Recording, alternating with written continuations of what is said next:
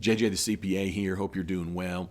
For those of you that are relying on my channel as it relates to the employee retention credit, I'm still waiting on the IRS to come out with clarification. I thought I would just let you know in terms of, well, what should you be doing? Well, the thing to know is that if you qualify for the credit, meaning your business was closed down, all we're waiting on for IRS clarification is two things. Is the 70% retroactive back to March 13th, and is it quarter by quarter that you are able to take the employee retention credit in 2020, meaning do you have a restart every quarter? The thing to note is that starting 1/1/21, there's no question that it's a 70% credit, and it's a reset button, if you will, quarter by quarter.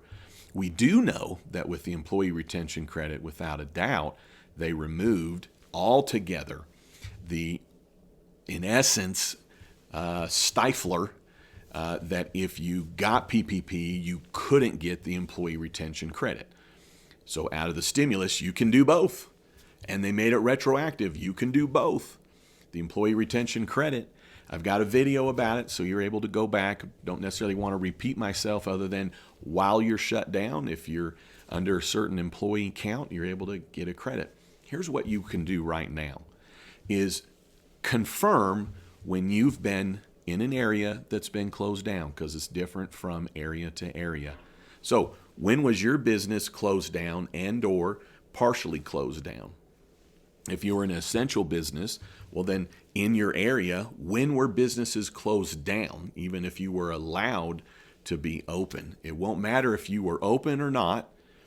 Your first thing that you want to do is figure out how many of those days do you have, and then what was your payroll during that time period? Because it's either a 50% credit or a 70% credit. And then we would have to know, is it a $10,000 limit for the year per employee for 2020? Because that's what it was. Or does that start over quarter by quarter? Now, I'll tell you this. There might be some of you that are watching this and you're going to say, well, no, it's not retroactive on the 70% or quarter to 2020. Well, good for you. I believe in actually reading the law, and you can say, well, I've read the law and I've read it. Well, good for you. Good for you. I'm excited for you. The way that I do things is I read the law, I come up with my own interpretation, and then I'm going to see what the IRS comes up with. Now, very well may be that the IRS says, no, it's not retroactive. I'm telling you this right now. The way that I read it, and I understand English, and I understand how to do IRS research. I've got nearly 28 years experience as a CPA. The way that I read it is that the 70% and the quarter by quarter is how the CARES Act has been updated, retroactive.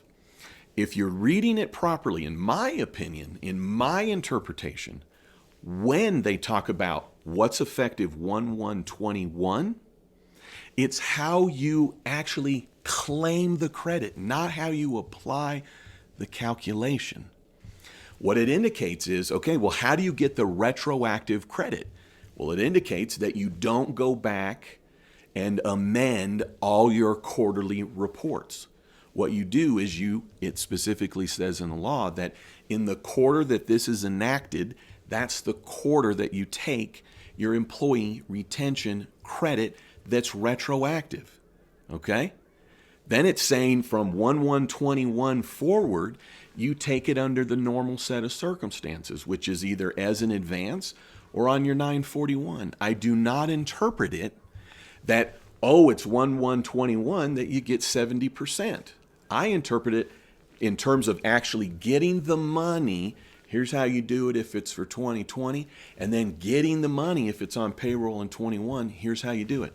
I don't care if I'm wrong, but here's the thing. I'm not going to just read an article by somebody else that I don't know and assume that it's correct, because I've been reviewing this stuff from the beginning, and I've read plenty of articles and they didn't get it right, or they didn't obviously review it close enough, or they're just reporting on somebody else.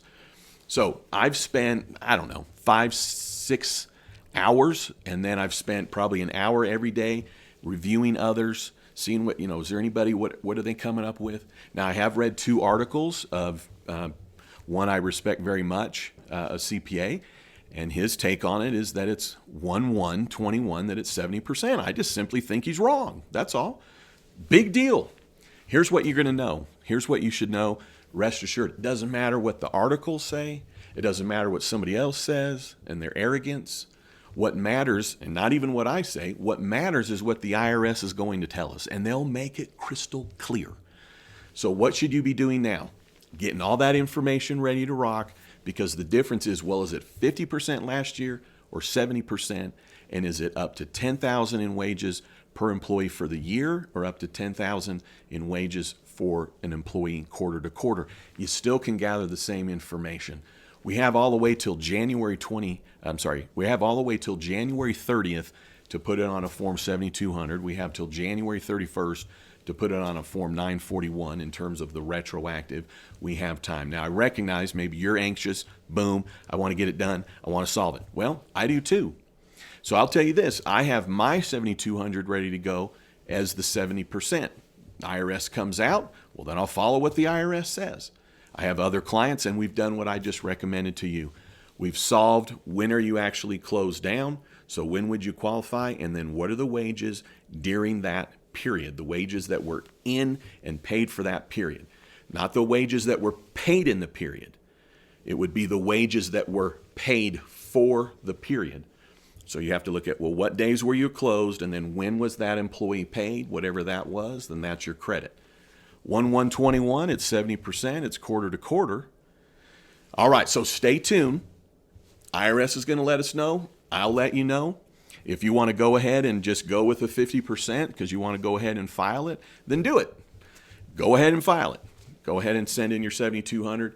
Do the 50% because guess what?